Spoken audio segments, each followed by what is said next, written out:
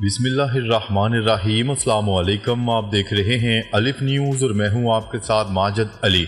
शामिल करते हैं पाकिस्तान और दुनिया भर से ब्रेकिंग न्यूज़ हेडलाइंस।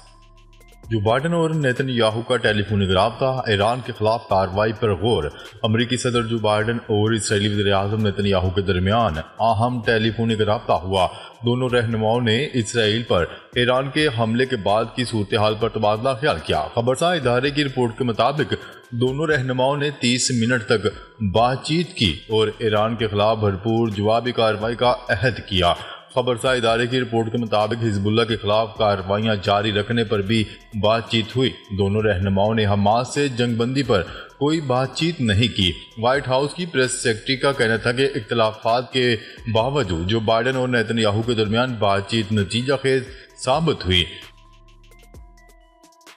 खबर के अगले हिस्से में बात करते हैं इसराइल का ईरान पर हमला मोहलिक, मुतनासिब और हैरानकुन होगा। इसराइली वज़ीर दिफा ने बड़ी धमकी दे दी। ईरानी मिसाइल हमलों के मुमकिन इसराइली रद्द-ए-अमल के बारे में बातचीत करते हुए इसराइली वज़ीर दिफा का कहना था कि ईरान के मिसाइल हमले जारहाना थे लेकिन निशाना दुरुस्त न होने से नाकाम हुए। इसराइली वज़ीर दिफा ने धमकी देते हुए कहा कि हमारे हमले ऐसे होंगे कि इनको समझ नहीं आएगी कि क्या और कैसे हुआ, बस हमलों के नतीजे देखेंगे।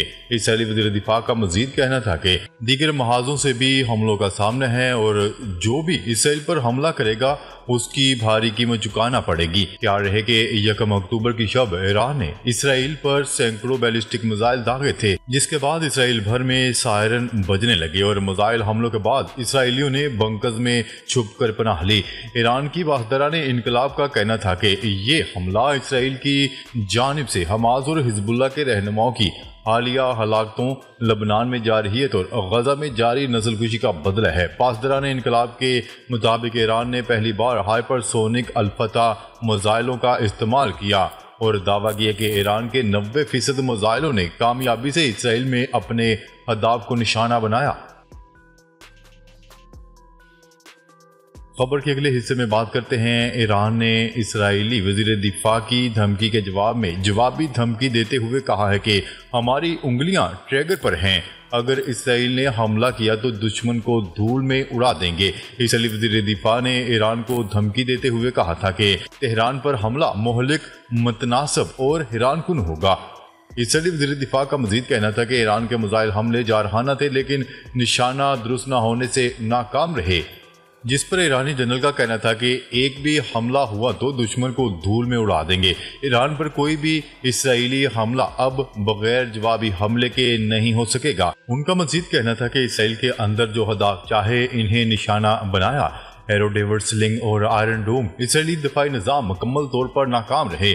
याद रहे कि ईरान ने हमास रहनुमा इस्माइल हानिया और हिजबुल्लाह के सरबराह हसन नसरुल्लाह के कत्ल का बदला लेने के लिए इसराइल पर 190 से ज़ायद मिसाइल दागे थे, जिसमें इसराइल की 3 एयर बेस और फौजी तंसीबात को निशाना बनाया गया था।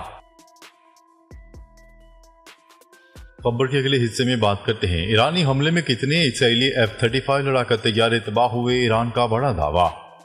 ईरान ने दावा किया है कि इसराइली फौजी हदाफ पर हालिया जवाबी मिसाइल हमलों में सहूनी हुकूमत के F-35 लड़ाका तैयारों की बड़ी तादाद में तबाही हुई है। तेहरान में एक कॉन्फ्रेंस से खिताब करते हुए ईरानी इनकलाबी गार्ड के मशीर ब्रिगेडियर जनरल इब्राहिम जबारी का कहना था कि 1 अक्टूबर को ईरान ने इसराइली हुकूमत के खिलाफ जो मिसाइल फायर किए इनमें से 90% ने कामयाबी से अपने अहदाफ को निशाना बनाया। इब्राहिम जबारी का कहना था कि ईरानी हमले में कई इसराइली F-35 लड़ाका तैयारे तबाह हुए।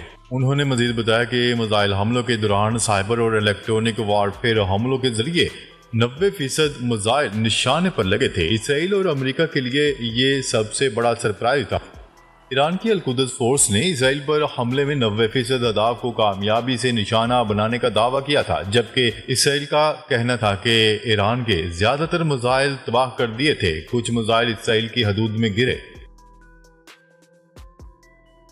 खबर के अगले हिस्से में बात करते हैं दर्जनों इसराइली फौजियों का गजा जंगबंदी तक ड्यूटी से इनकार।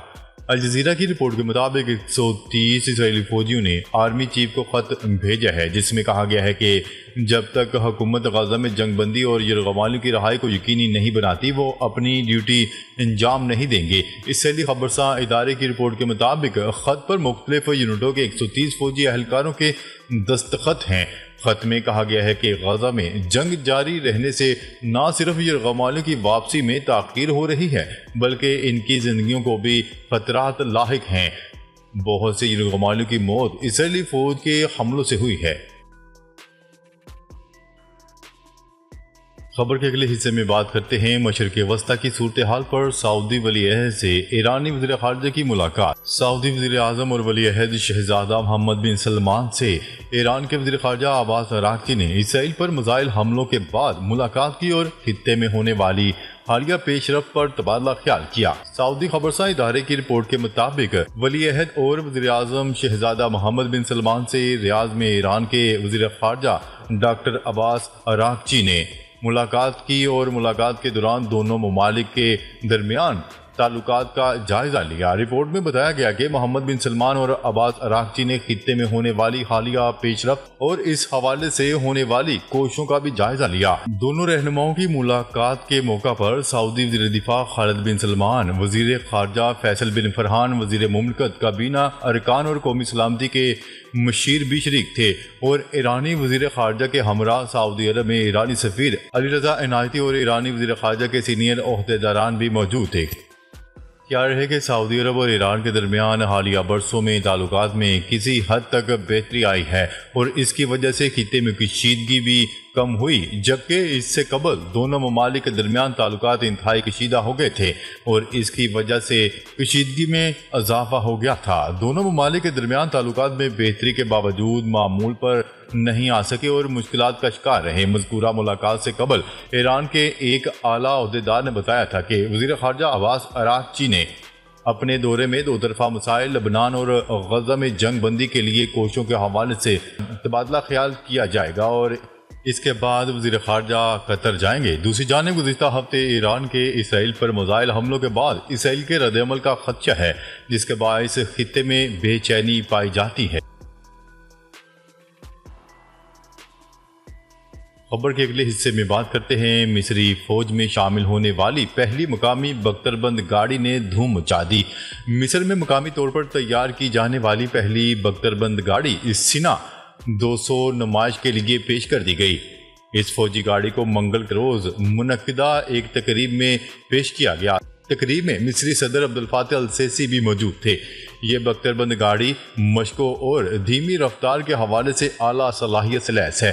اس کی رفتار 65 کلومیٹر فی گھنٹہ تک ہے اور آپریشنل رینج 550 کلومیٹر ہے۔ تفصیلات کے مطابق سینا 200 کا 4 سلنڈر ڈیزل انجن ہے۔ اس کا وزن 14 ٹن، لمبائی 6.1 میٹر اور چوڑائی 3.4 میٹر ہے۔ ہتھیاروں کے بغیر اس کی عام اونچائی 1.88 میٹر ہے۔ اس کا عملہ ڈرائیور اور قائد کے علاوہ 6 فوجیوں پر مشتمل ہے۔ عسکری اور تصویراتی امور کے مصری ماہرین اور مسلح افواج میں جاسوسی کے شعبے کے سابق سربراہ نے العربیہ.net سے گفتگو کرتے ہوئے بتایا کہ یہ گاڑی مصری افواج کے ہتھیاروں کی صفوں میں ایک قیمتی اضافہ ہوگا۔